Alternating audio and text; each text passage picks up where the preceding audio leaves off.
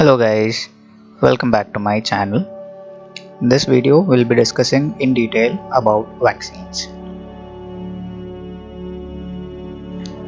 In this video we'll be dealing with four particular questions.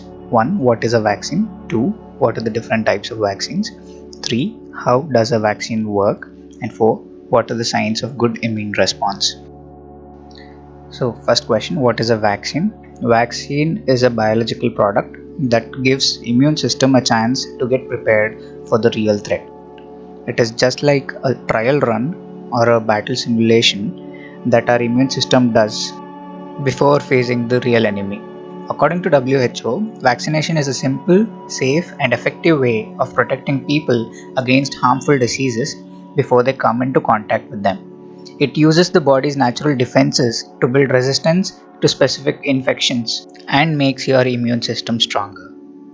The next question we are going to discuss is the types of vaccines. There are four major types of vaccines. One is live attenuated vaccines. 2. It is inactivated or killed vaccines. 3. Toxide or inactivated toxins. 4. Subunit or conjugate vaccines. Live attenuated vaccines or LAVs are made up of live but weakened disease-causing pathogens, example virus or a bacteria.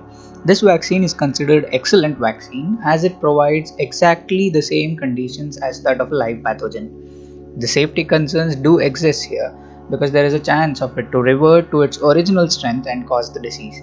There is a potential harm to individuals with compromised immune system. Usually it is not given during pregnancy. Some examples of it includes vaccines against tuberculosis, polio, measles, etc. The second type of vaccines are inactivated or killed vaccines.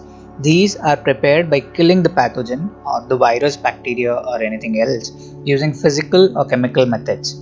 These cannot revert back to its original condition as they are killed, and hence they are considered safer and stable than the LAVs, live attenuated vaccines.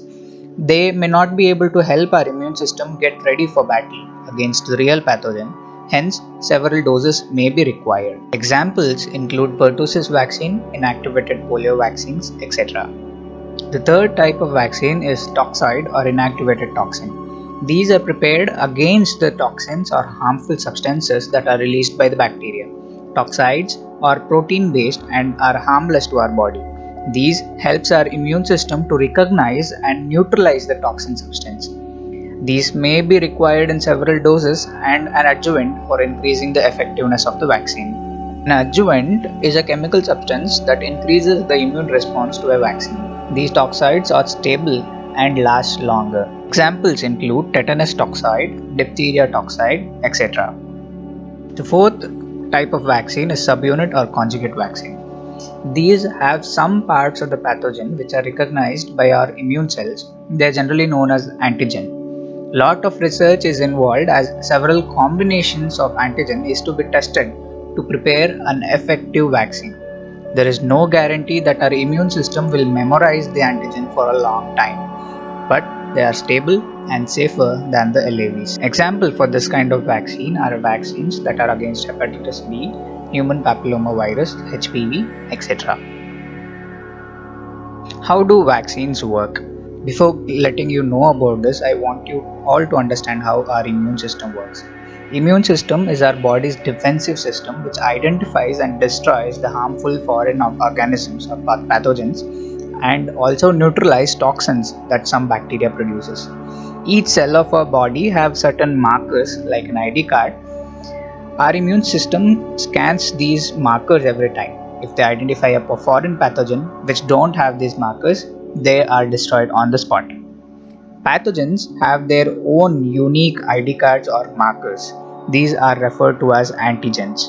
Antigens are the ones which our immune cells use to identify and target the pathogens. Our immune cells produces antibodies which bind to specific antigens only. This way the pathogens, like they have a cap or a helmet with the antibody, will be marked for destruction. Also, during the first encounter or primary immune response, our memory cells are produced. They are capable of antibody production. They trigger immediate and effective response towards the pathogen when they attack the second time. Memory cells are long-lasting immune cells and thus provide immunity for a long time. Now that you know how our immune system works, you can understand that the main goal of vaccine is to generate that primary response or the first encounter against the pathogen, thus creating memory cells before even the real pathogen attacks. We can gain natural immunity by natural processes, but it poses a life threatening condition and the individual must suffer through the illness it causes. Thus, vaccines are advantageous in numerous ways. Coming to the last topic, signs of good immune response.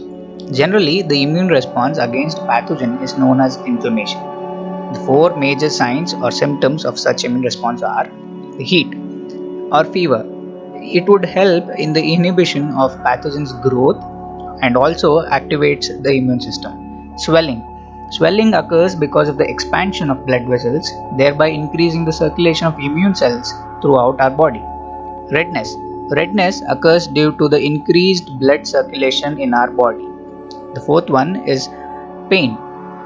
Pain occurs because of the swollen blood vessels and tissues, as these swollen regions would press against our nerve endings, creating pain. These are the four signs that could mean that your body is in battle mode. It is better to give your body a good rest and more water to help it out in the battle. Hope you all learned about vaccination from this video. I hope everyone would get themselves vaccinated against the present prevailing COVID-19 virus and get their body stronger. If you have any request to make a video on a particular topic, leave that in the comment section. Stay safe and healthy. I'll come back with more videos. Until then, bye bye, take care.